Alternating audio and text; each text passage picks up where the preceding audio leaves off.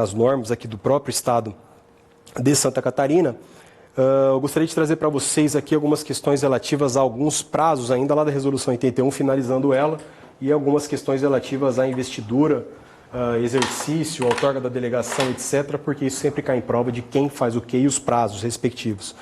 Então, lá o artigo 12, só fechando, né, uma questãozinha que a gente deixou para trás anteriormente, que das decisões que indeferirem a inscrição ou classificar o candidato, cabe recurso ao pleno do órgão especial ou órgão por ele designado, no prazo de 5 dias, contado da publicação do respectivo diário no respectivo ato do Diário Oficial.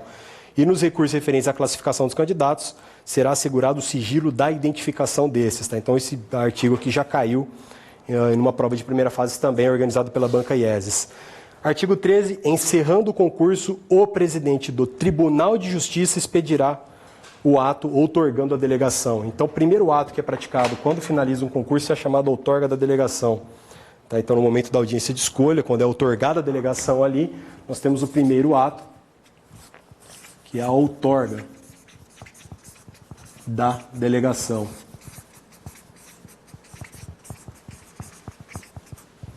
E essa é a atribuição do presidente do Tribunal de Justiça. E nada diz a resolução acerca de prazo. O segundo ato, lá no artigo 14, né, a investidura na delegação. Então, o primeiro ato nós temos o ato de outorga na delegação e, na sequência, o segundo ato é a investidura.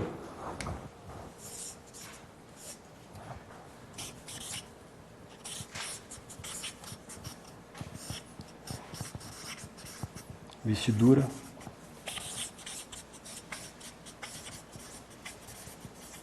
Então, esse segundo ato de investidura na delegação, que será então o ato que, segundo os termos da própria resolução 81 do CNJ, é um ato que será realizado pelo CGJ, tá? Pelo Corregedor Geral de Justiça, e aqui 30 dias após aqui a outorga da delegação. Então, o primeiro ato é o ato de outorga da delegação pelo presidente do TJ, o segundo ato é o ato de investidura na delegação, que seria aqui então o prazo de 30 dias perante o Corregedor Geral de Justiça, tá? E aqui pode ser, tá, prorrogado uma vez por igual período. Então, 30 mais 30 dias essa possibilidade de prorrogação, pelo texto da Resolução 81.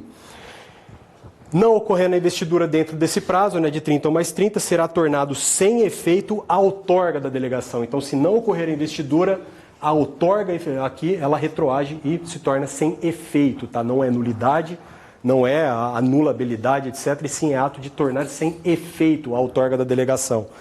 E depois, lá no artigo 15, menciona que o exercício da atividade notarial de registro terá início dentro de 30 dias contados da investidura. Então, o terceiro ato, que é o ato de exercício, efetivamente,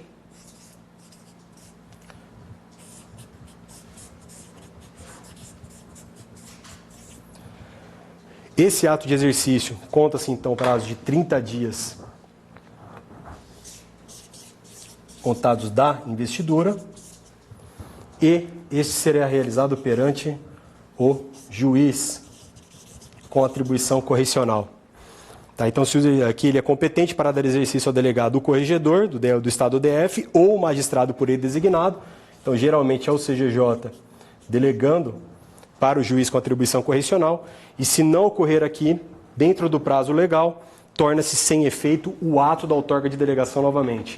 Então, o primeiro ato que deve ser praticado será sempre o ato de outorga da delegação, que é perante o presidente do TJ, o segundo ato de investidura, que é perante o corregedor, obrigatoriamente, ele não pode delegar esse ato, o corregedor, que é no prazo de 30 dias, prorrogável por mais 30, e daqui conta-se mais 30 dias, para que efetivamente perante o CGJ, e aqui ele pode delegar para o juiz com atribuição correcional, o prazo de mais 30 dias para que ele entre em exercício. Tá? Então, basicamente, dentro de uma teoria, né, na doutrina, isso não seria objeto de uma primeira fase, mas para vocês entenderem, aqui na outorga da delegação nós temos a atribuição da fé pública, do poder público, é aqui onde o titular recebe a fé pública, aqui na investidura ele recebe a sua circunscrição, e aqui, no terceiro ato de exercício, é onde ele recebe a sujeição fiscalizatória. Seriam esses 3 atos. Então, o primeiro ato, a outorga da delegação significa que ele recebe a fé pública do Estado. O que ele pratica, o Estado confia nele. Ele fala, não, maravilha, você praticou, eu confio em você. O segundo ato de investidura. Por que a investidura é perante o corregedor? Que o corregedor vai falar, opa, essa atribuição é na circunscrição tal, no município X, é o 4º tabelião de notas do município Y e etc. E o exercício efetivo é ele entrando e aceitando estar sujeito às normas de fiscalização. Uma vez que ele entra em exercício, ele pode perder a delegação. Então, em tese, entre a outorga e a investidura, ele não poderia perder a delegação, ele perde somente após o exercício. E, não sendo investido no prazo de 30 mais 30 ou também não entrando em exercício, esse ato se torna sem efeito. Então, ambos aqui, tanto esse quanto esse, tornam o primeiro ato sem efeito. E cuidado, a resolução 81 ela não prevê prazo para outorga da delegação.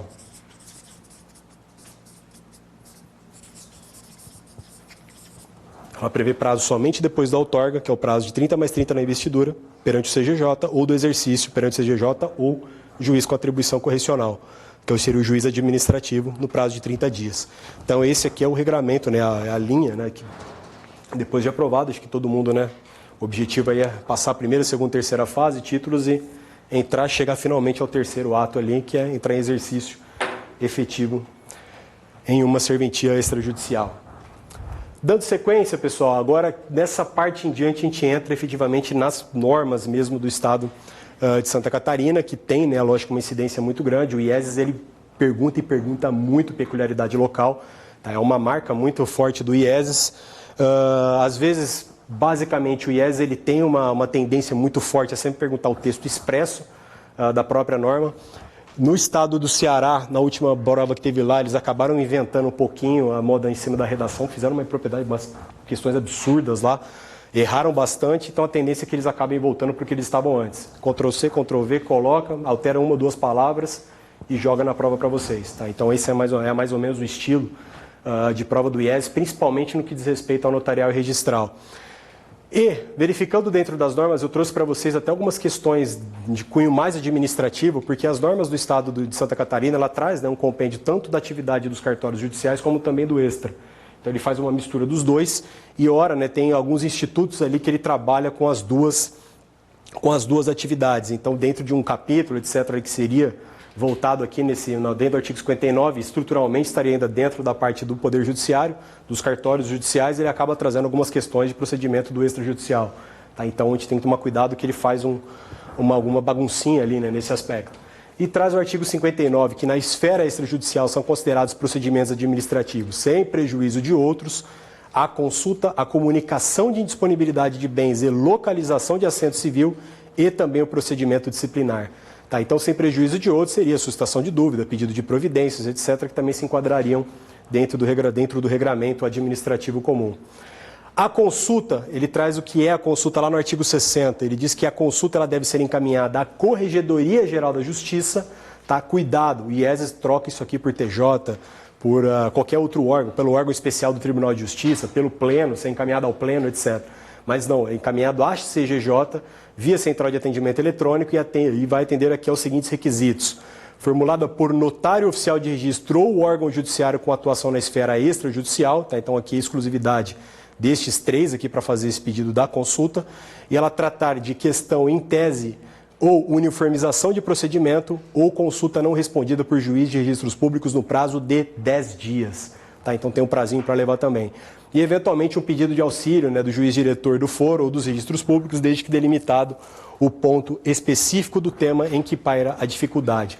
Aqui, pessoal, basicamente é uma consulta jurídica. Tá? Por exemplo, a consulta para a forma da lavratura de um ato, ou até mesmo a consulta sobre cobrança de uma determinada questão. Isso aqui ele é levado, né, na verdade, à Corregedoria Geral da Justiça para que ela uniformize no estado todo de Santa Catarina. Então, eventualmente, uma decisão de uma questão nova. Pensemos lá na Lei 11.441, em 2007, quando surgiu a possibilidade lá de inventário e partilha extrajudicial, assim como também divórcio, separação, conversão de separação em divórcio, até mesmo restabelecimento da sociedade conjugal. Quando surgiu tudo isso com a Lei 11.441, sabemos, obviamente, que no começo a parte, né, todo o procedimento ficou um pouco complexo, até mesmo pelo CNJ, que demorou um pouquinho para trazer a resolução 35, né, ficou um tempo no ar, embora a lei já tivesse aplicação direta, ficou a parte administrativa um pouco confusa, Então, suponhamos, né, que aqui, no município na comarca, né, de Florianópolis,